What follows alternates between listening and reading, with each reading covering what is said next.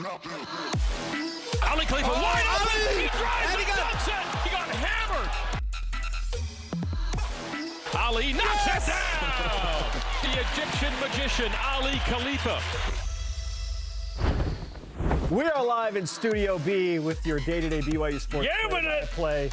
It is a winning Monday on BYUSN with BYU men's basketball picking up their first ever Big 12 win, and the player of the game, Aly Khalifa, is with us to celebrate after just a huge win at UCF. Ali, congratulations on a great win. Great to see you. Thank you. Great to see you guys too. What does the first Big 12 win mean to you and BYU? It means great. I mean, we've been waiting for it. We were so close against Cincinnati and Baylor. It was great to have it on the road, obviously, against a big crowd. It was fun. So. Over under like 50 texts about your dunk. Over. 100?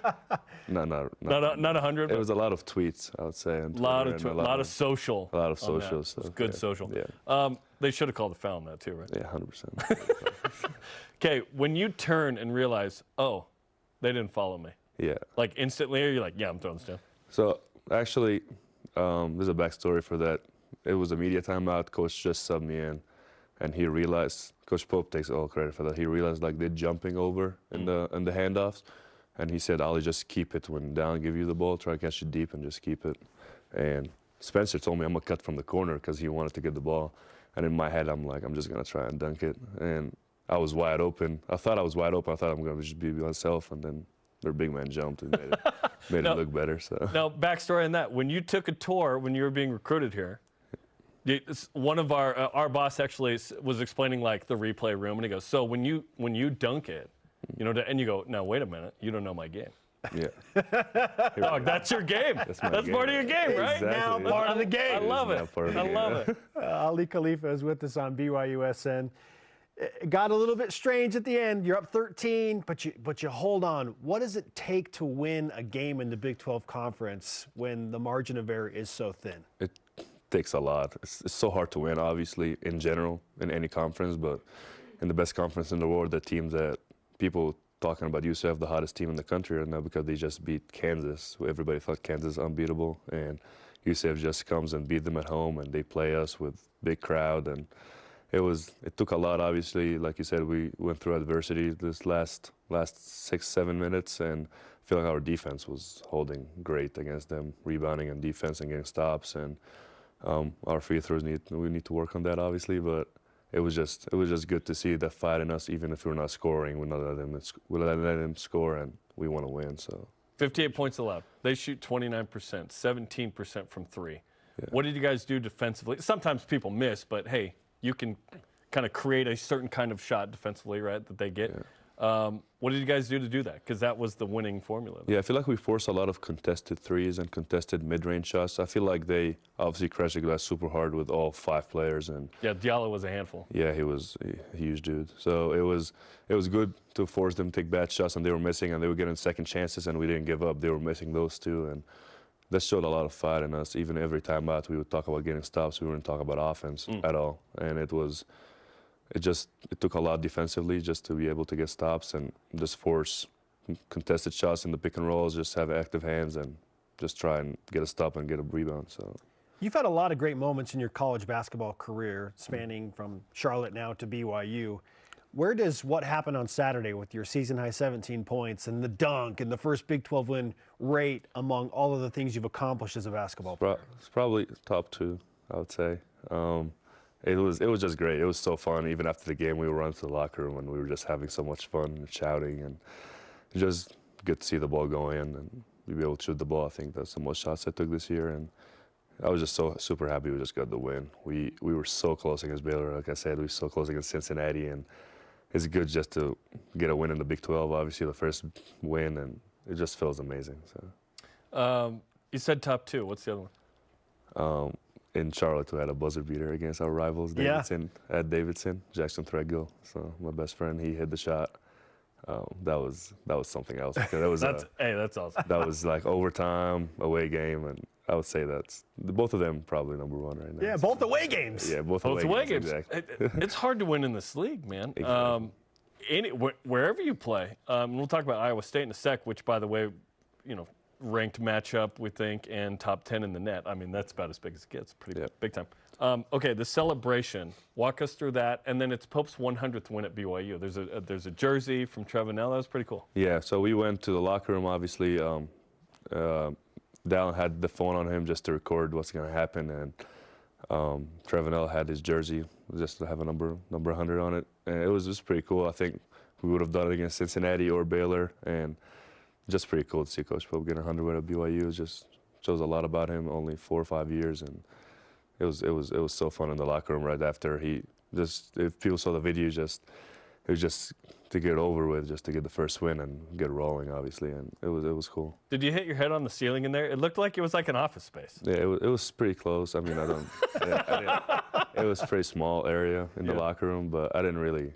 I mean, after that dunk, I don't think my knee wasn't doing great, so I didn't really jump that high. I tried to push Coach Pope a little bit. You did it on the dunk. Yeah, I did on the dunk, exactly. So. Well, let's follow up there. How is your knee feeling, and how much can we expect from you moving forward against Iowa State and against the other teams? I feel like I'll be fine. It feels better, obviously, every day. It's still not quite there yet, but it feels better every day. Like, we're getting treatment. Shout out to Michael Davey, Liz, and Rob every day, just being with them in practice and after practice and stuff like that. And just trying to get better every day. I think I'll be fine moving forward. Just need to see. You're such a unique player. When did you become a great passer, and when and why did that become important to you? Yeah, I feel like high school, I would say. And when I moved to Australia, we had a lot of great players, obviously, and I had to find a skill set to be good at. And I mean, I was a good shooter back home. I was mainly shooting the ball in Egypt, but not really passing the ball. Like, I had potential there, but I never really tried hard. But I feel like in high school, I just started developing this passing thing, that I'm tall and I can see cutters and I can see the play before it happens. Obviously, watch a lot of film and watch a lot of great passers before and now in the NBA, just to see how they see the game and how to look at defenders. And who exactly do you watch? I watch Jokic a lot, for obviously, sure. So Bill Walton called you the Jokic in college. That was quite the thing to have Bill Walton say that, right? Yeah, that was a privilege, obviously, to be compared to awesome, somebody like that. But yeah, just to see defenders where they at. I always watch film with our offensive coordinator, Coach Cody Fieger, and see how they're gonna guard the guards, and how they're gonna guard. Are they gonna switch, or are they gonna have slips open, and where the defenders are gonna be located. But yeah, it just came from high school, I believe, in Australia, just to be able to work on this part of the game and be really good at it. So. And now you have film where you keep it. Yeah. There you go. Now they're gonna fall for the passes. Now they're not expecting me to drive. Exactly. So. To show that play is out there. It's in the scout. Aly Khalifa is with us on BYU Sports Nation. I remember our first interview that we did with you when you signed with BYU, and you told us I had to find a way to get on the floor, and passing was the way to do that. Now we're seeing it. So. What else have we not seen from Aly Khalifa that's in the arsenal? Like the dunks. Like I said. I feel like shooting. I feel like I've been shooting it pretty good this past couple of games. I haven't really showed it a lot of it, but last game I feel like I was open most of the plays. So I feel like I'll shoot at a high level. Hopefully in conference, I always get hot in conference, so it's gonna be good. Just overall, I don't really force anything. If they're gonna give me the shot, I'll take it. If they're gonna give me the drive, I'll take it. So just we'll see. It's a surprise to see what's gonna happen in conference. Like, nobody ever expected me to dunk on somebody in conference in the Big 12. So hey, we did. And on UCF's length, no less. Exactly. Yeah, that was special.